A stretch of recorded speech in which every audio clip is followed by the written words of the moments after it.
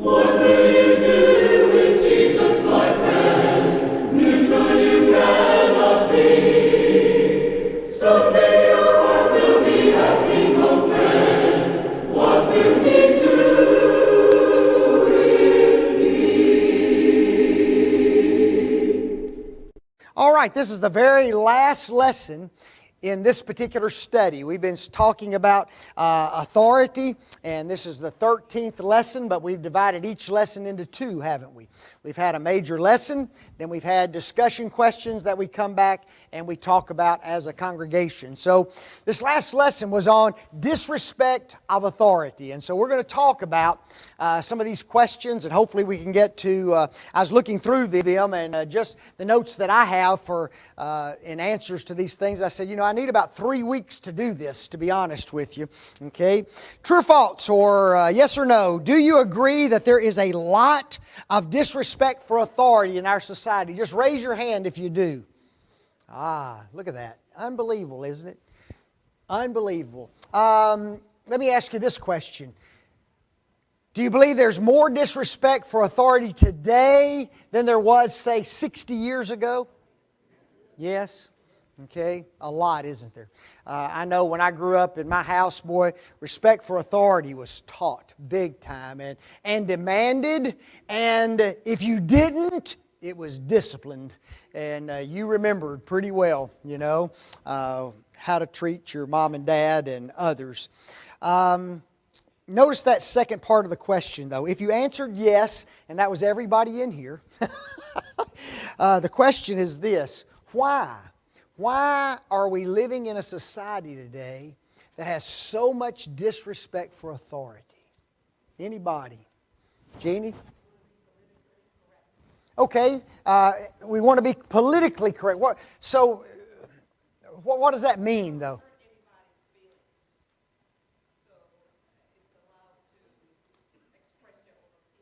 Okay, if you correct anyone, if you discipline anyone, if you rebuke anyone, then you're a mean, evil person. Okay, and everybody's supposed to be able to say whatever they want to say, however they want to say it, and you know, you're the bad one if you try to change any of that. Chateau?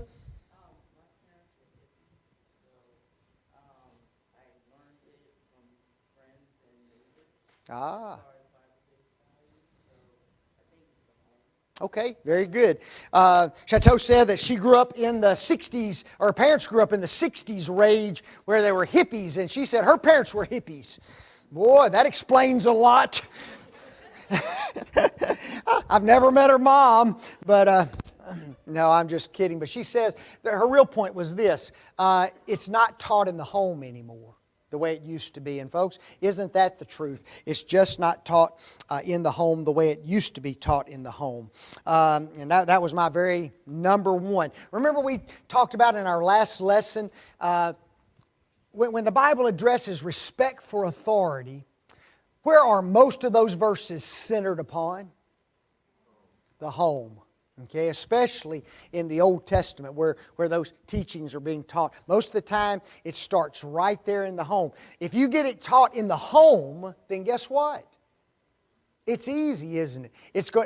That child is going to be respectful at school, going to be respectful toward law officials, going to be respectful toward government officials. It doesn't matter if it's taught first in the home. And so we've missed that. Hal, what were you going to say?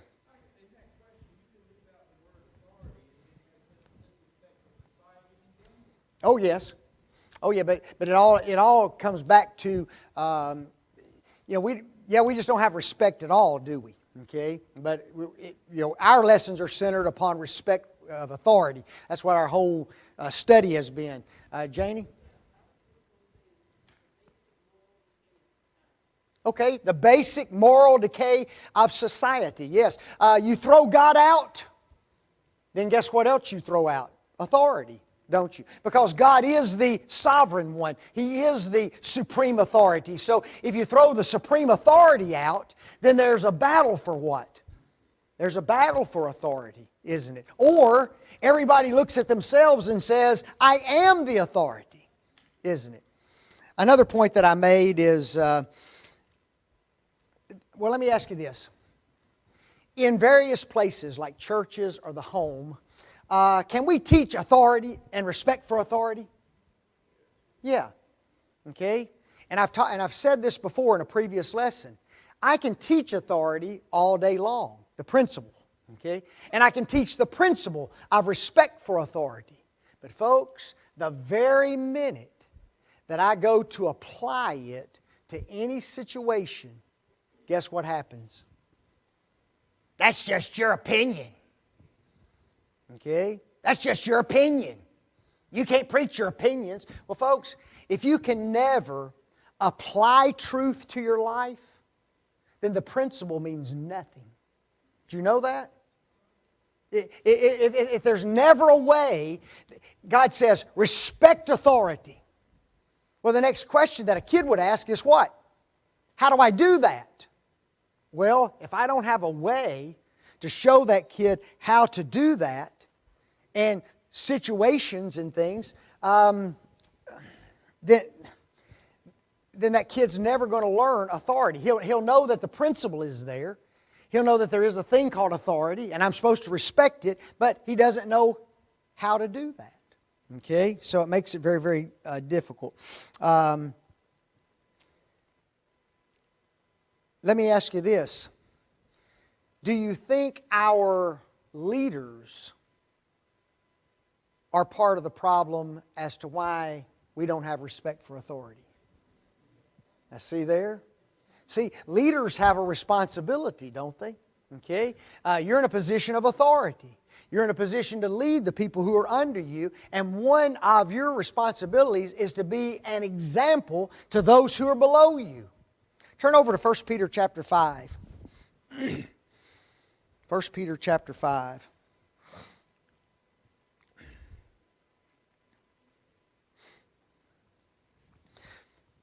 Peter is an elder, and he's addressing elders. So, you have an elder who is an apostle and an elder, and so he has some authority, does he not? He also has some experience. So listen to what he says.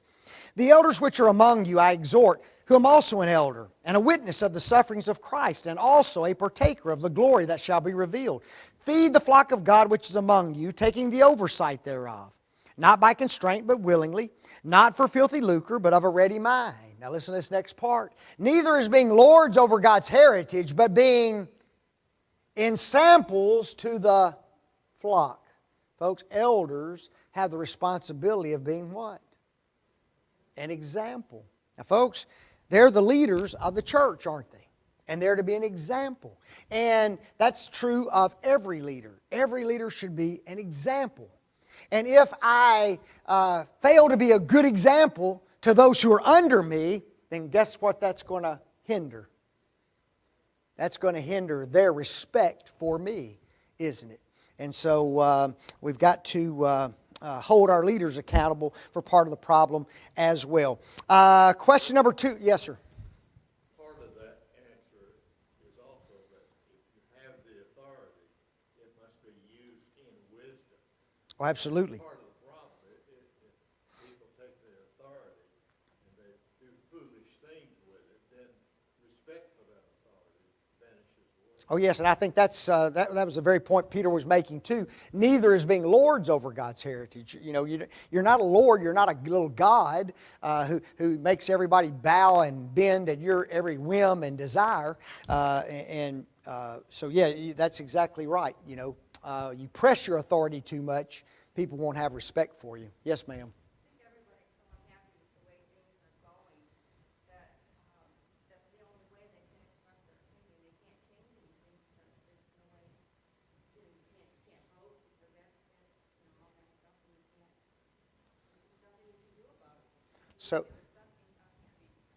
So because we don't have any recourse to change things, we feel like we have to be disrespectful in order to even have a voice. So maybe that's part of the problem too in our society. Notice question number 2.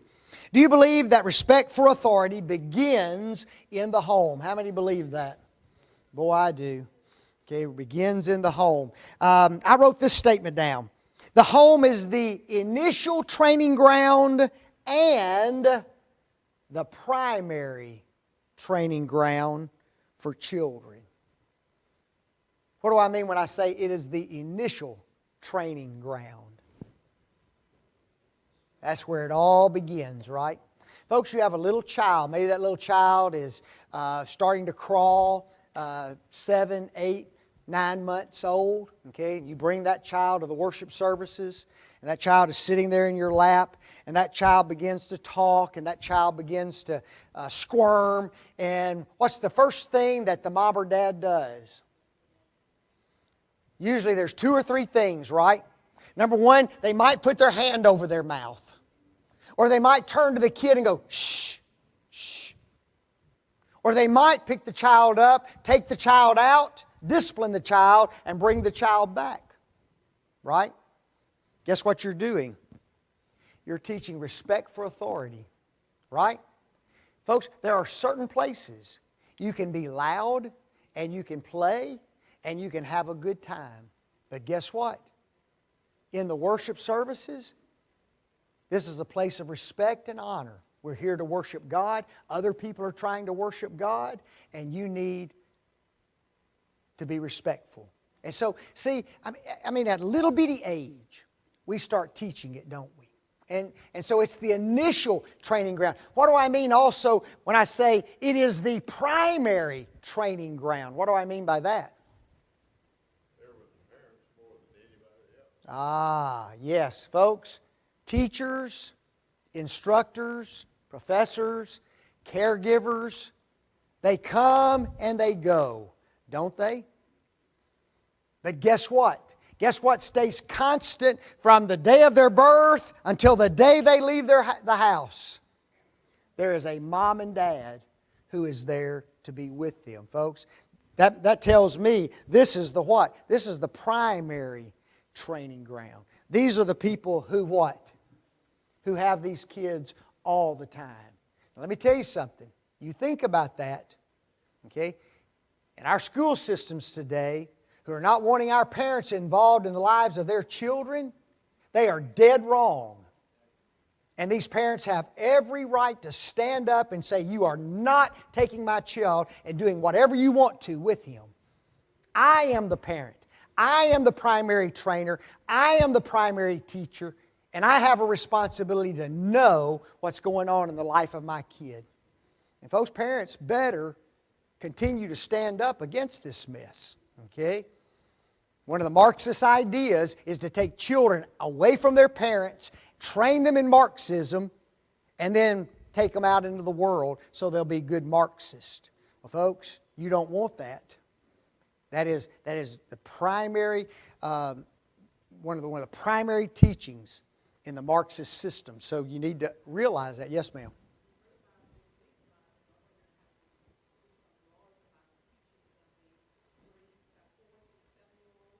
Yes.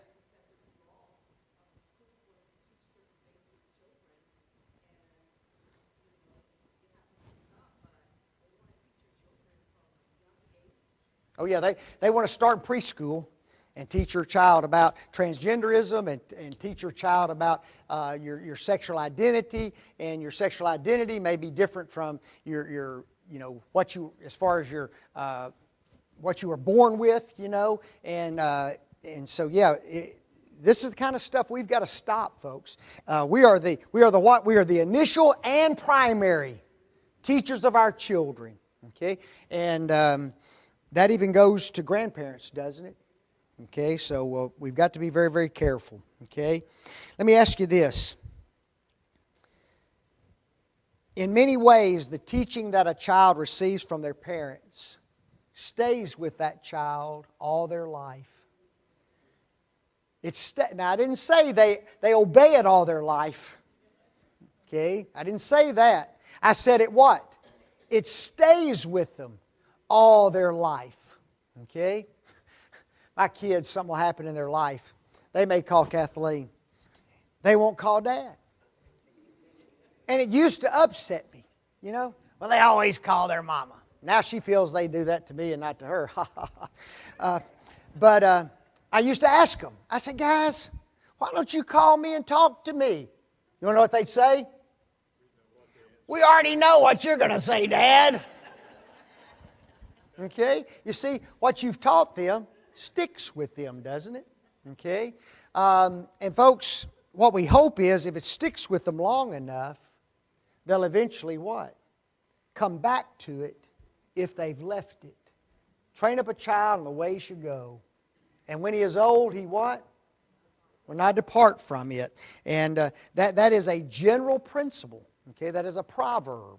Okay? It doesn't mean it holds true in every instance. But the proverb is true.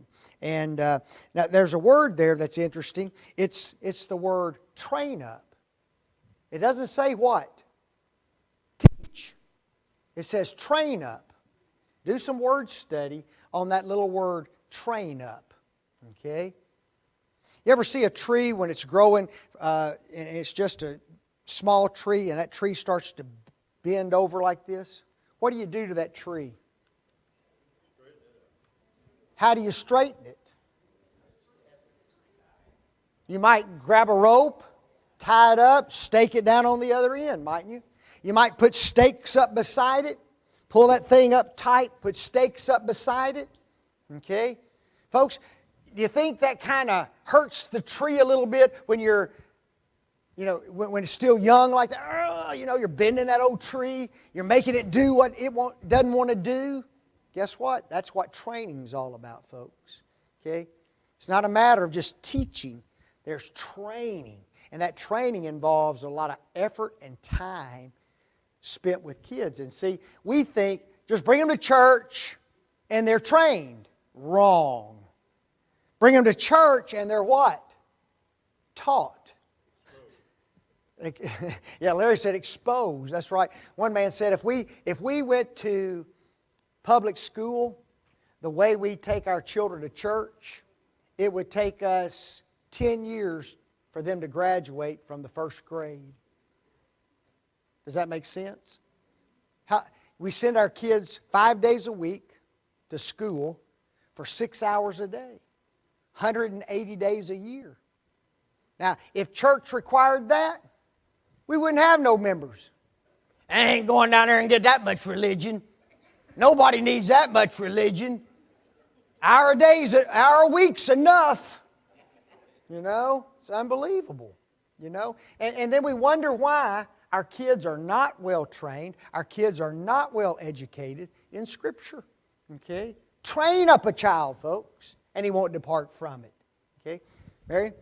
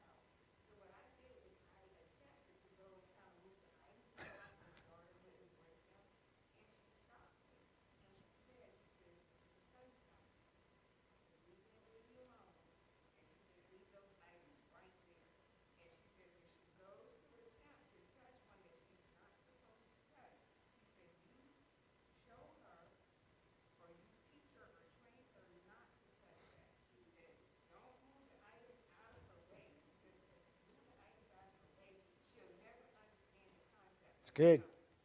It's good, isn't it? It's a simple thing, isn't it? The same thing happened in our house. My mom and dad, we had this big double door in our dining room. Well, half of it was shelves all the way up. And my mother, like other women, like whatnots. Okay? And them little shelves were just full of whatnots. Well, I was the firstborn, and so there I was, starting to crawl around and stuff. Well, my grandmother came in, and it was just the opposite. My grandmother said, "You need to get that stuff off those shelves because that baby's going to get a hold of those." My mama said, "No, he ain't. No, he ain't." And guess what? No, I didn't. I may have got one, and then I got. Ah, mercy. Look at number 3. We have a list of 27 things in our outline that can be disrespected. I just divided them into different categories, and I put on there, can you think of other things that we disrespect? Not those on the list, okay? Other things mean what? Other things, okay? Anybody put anything? Yes, ma'am. Miss Jane. Yes, we can disrespect ourselves, can't we? Okay, very much so. Does the Bible teach us to love ourselves? It does, doesn't it? Okay. Love thy neighbor as thyself. Have you ever seen somebody who doesn't love themselves? And you want to know what? I don't want that person loving me. Do you? If he doesn't know how to love himself, how in the world can he love me? Or if he's going to love me the way he loves himself, no thank you. Don't need that kind of loving, do we? So that's a good one. Anybody else? Yes, sir. Very good. Someone else's opinion. And that goes in, we have to look at that last word, what? Opinion, right? Folks, I used to have a teacher who said opinions are worth about 50 cents. That'll get you a cup of coffee down at McDonald's. I think it's $1 now or whatever it is. But your opinion is as good as what? As my opinion. If it's what? If it's an opinion. Okay? And we need to respect one another's opinion. And is that difficult to do? Yeah, it's hard because most of the time my opinion's right. Isn't that the way we feel about it? My opinion's right. If you don't believe that, ask Kathleen. She'll tell you I think my opinion's right. I put on here, folks, and this is getting personal, okay? Can we disrespect individual elements of worship? How many elements of worship are there? 5 elements of worship. What are they? Preaching, praying, singing, giving, and the Lord's Supper. Okay? Now, folks, let me tell you something. If you don't believe it, you watch how people treat each one of those 5 things. Okay? When it's time to pray, guess what everybody does? Shh! Shh! We're about to pray. Right? If people are talking, sometimes people turn around, shh, shh, we're about to pray. Okay? So, man, prayer. We're about to go to God. That's important. Right? Then the preacher starts preaching. Talking back and forth. Right? Get up, get down, leave the building, come back in the building. Right? Play with your phone, play games. That's just the preacher. No, that's not just the preacher. See, prayer is us talking to God. Preaching is God's talking to us. And guess what? I should have just as much respect for that as I do anything else. Right? Singing. Oh, now singing's the worst. We're going to have Fifth Wendy singing, I'm staying home. If y'all was having Bible class, I'd be down there. Because I like it when you have Bible class. I don't like that singing. Folks, is singing worship? Yes. You want to know what you're doing? You're speaking, teaching, and admonishing according to Scripture. You are speaking, teaching, and admonishing. Ephesians 5:19, Colossians 3, verses 16 and 17. And guess what? It's just as important as any other element of worship. And I don't care whether you can sing or can't sing. You sing. Don't you sit there. You sing. Because, folks, if you don't, you're going to be held accountable by God. I'm just singing in my heart. No, Don't just sing in your heart. Folks, singing involves what? The voice, doesn't it? That's what it involves. Don't you just sit there and don't sing. That's disrespectful. Okay? But you see, what happens when the Lord's Supper. Man, yeah, you got to be quiet, right? We teach our kids, you sit still, the Lord's Supper's going on. Right? And when it's giving time, guess what we do? We give them $1. We give them $2, $5, right? Now you sit there because the plate's coming by, right? And then as soon as all that's over, we throw the kid an iPad and say, here, play on that iPad for the next hour while the preaching's going on. What? You teach the child how to give, but you don't teach the child how to sit there and listen to a sermon? Is one more important than the other? Or you show more respect in one than you do the other, folks? We got this stuff all messed up. I wrote down this: being late, leaving early, talking, looking at your cell phone, talking in the foyer, all of these major forms of disrespect. Folks, you're 5, you're 10 minutes late. Guess what you just missed? You just missed 10 minutes of worship of the Almighty God. Sorry about that, God. What if He were here? What if He were standing right up there when you came in late? That's one thing. Every now and then. Sometimes things are going to happen, aren't they? Traffic's going to get bad. You get sick at home, or whatever it is. Occasionally it's going to happen, right? At the Memphis School of Preaching, I was never late to class, except one time. One time I was late to the morning devotional. And boy, I walked in, I was about 3 minutes late. I just walked in and I sat down. And every instructor, you had about 6 instructors, they're right over there on the row all by themselves, you know, so they see you. Till you get seated, you know. And after it was all over, I went right down to Brother Hearn's office. He was the director at the time. I looked at him and said, Brother Hearn, I am so sorry about being late. He said, Brother Eskew, were you late? That's all he asked. That's all he said. I said, thank you, Brother Hearn. And I left. You want to know why he said that? Because he knew that was not my practice. That was that was the only day I was ever late. Okay, and he knew that. And he acted like, in my eyes, you're not even late today, you know. Now, you make it a habit all the time. You know, isn't it funny to me how people can be at work on time? I know some people who will tell me, I was never late to work. 30 years I was never late. And they can't get to church on time to save them. Now, you tell me why. I'll tell you why. A lack of respect for the Almighty God. They had respect for their job and their employer. They don't have for God. It's unbelievable. Unbelievable. Number 4, what kind of behaviors tell you that someone is being disrespectful? What is it? Holding grudges? Anger? Anybody else?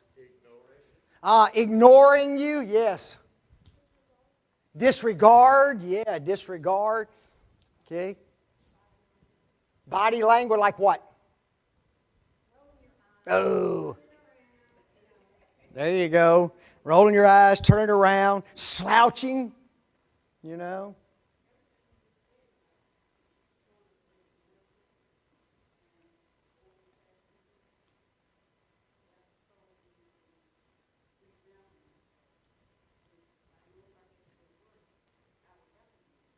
Mm-hmm.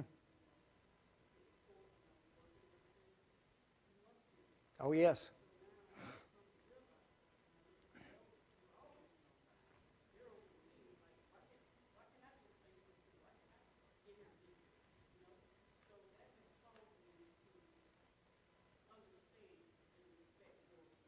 Yep, good stuff.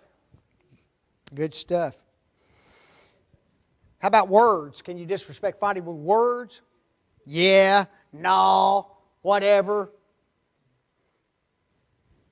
Marilyn? Oh, yes, man, all kinds of words, right?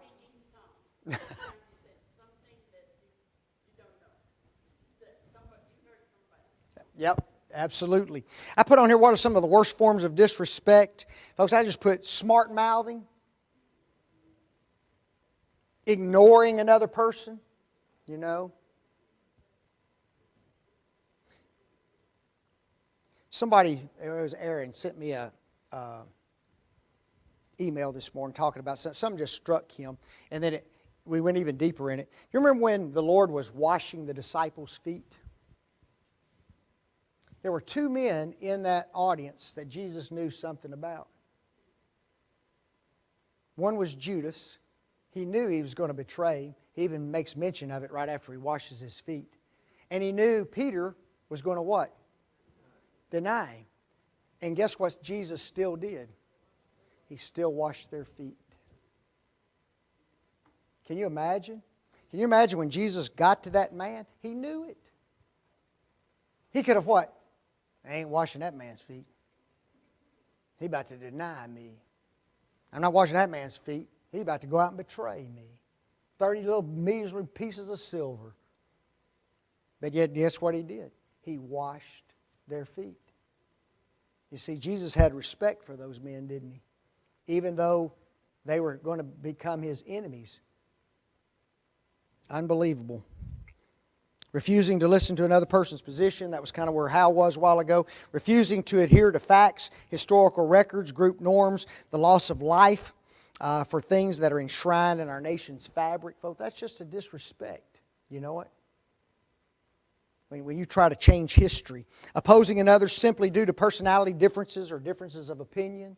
You know, there's a lot of different ways. Number 6, Miriam and Aaron were the sister and brother of Moses. Why would they disrespect him? What is it? Oh, number 1, he was the little brother. Yeah, you know, that goes a long way, doesn't it? You know, little brothers are just supposed to what? Hush, be quiet, and do what big brother and big sister say. So yeah, there is some of that, you know, that hierarchical thought, isn't there? Okay. Jealousy, yes, jealousy is another one. You want to know one of the biggest problems that young preachers have? They're young. Not that they're not knowledgeable, not that they don't have some experience, not that what they're saying isn't the truth, just simply that they're what? Young. When I was young, I've been in 2 or 3 elders' meetings where an old man would look at me and say, "You're not even dry behind the ears yet, boy." What's that? I took a towel and dried them off. Does that help any? You know? What does that change the truth? That doesn't change the truth. You know, you just don't like the truth. Okay? But you see, that's just a form of what? Disrespect. You see, it's that age thing. Okay? Jealousy, yes. Another just jealousy. They wanted the power of who? Moses. They wanted to be at least equals, didn't they? Okay? Yes, ma'am.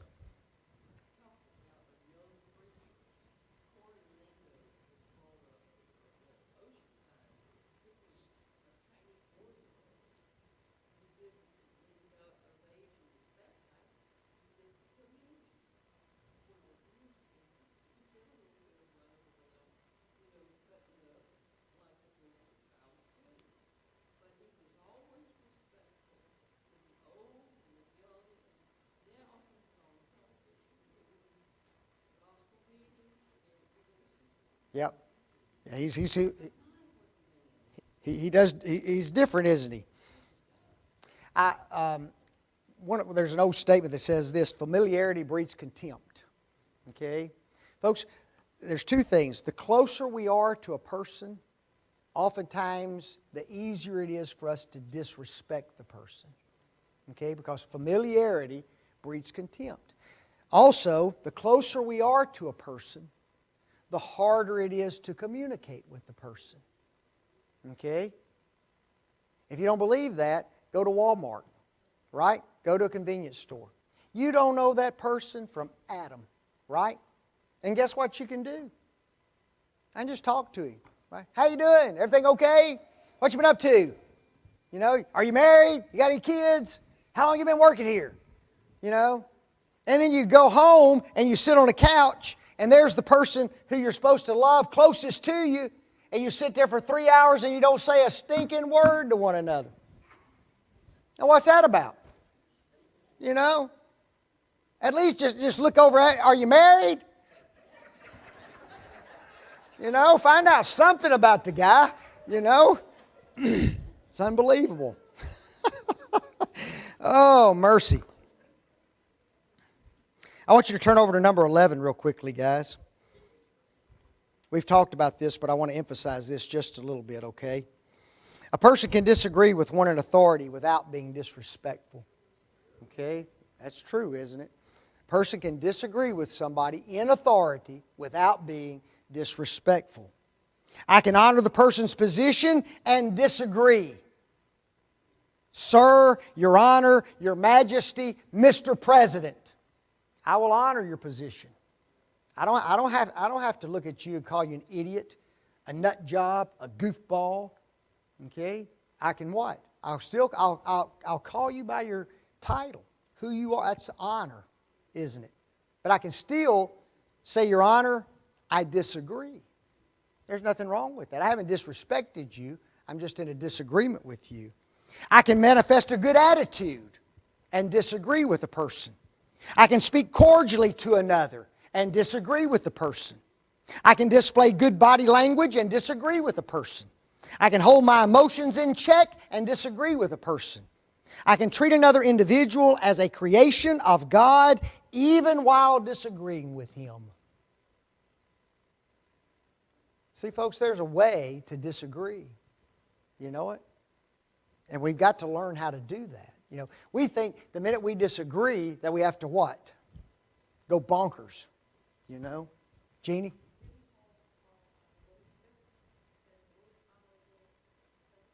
Yes, most noble. Most noble Felix. Yes. And then there was a time when he failed to honor the high priest and he got jap slapped. You know? That's what happened to me. I put down here this, folks. The best way to honor a person with whom we disagree is to actively listen to him or her.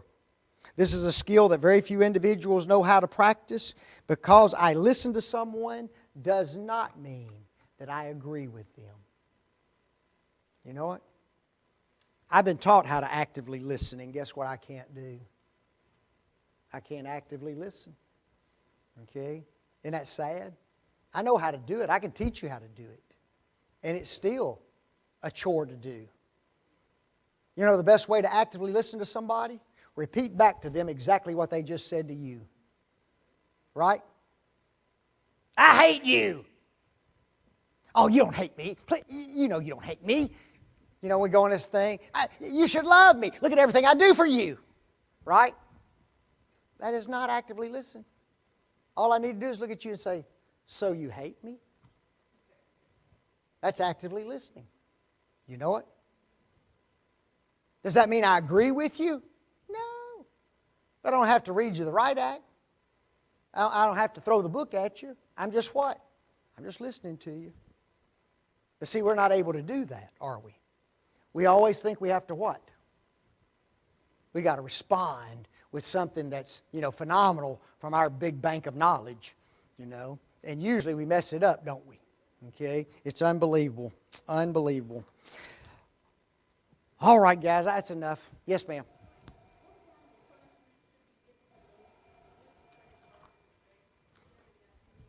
What's that? Now, which one is it?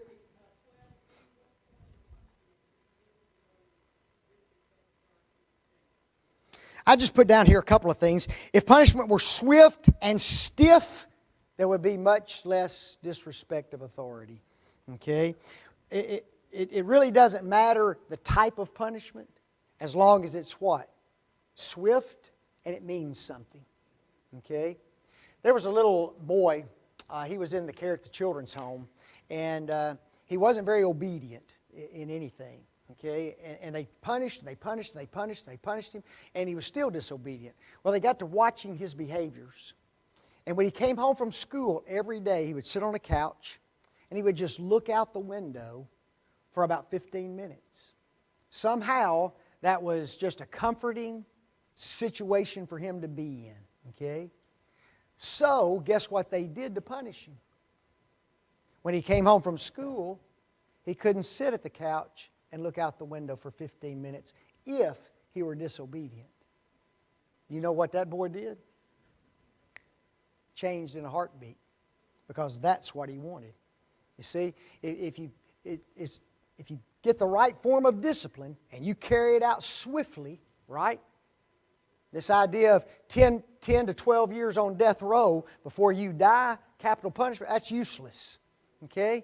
You commit the crime today, we put you on the gallows by Friday, you're going to start waking some people up. Okay? But when you got all this procedure, it just doesn't mean anything. Swift, stiff discipline will correct behavior pretty quickly. Okay? Regardless of what it is. All right. Oh, yes. Yeah, you're right there. Consistent discipline is important too. You're right. And when you say equal, okay? Not one and not this one. It should go across the board for everybody, shouldn't it? Okay? All right, thank you very much. Remember, 2 weeks from today, we'll be engaged in a study of who? That's what I thought. I told you, I ain't going to tell you again. Just come back 2 weeks from today. Nope.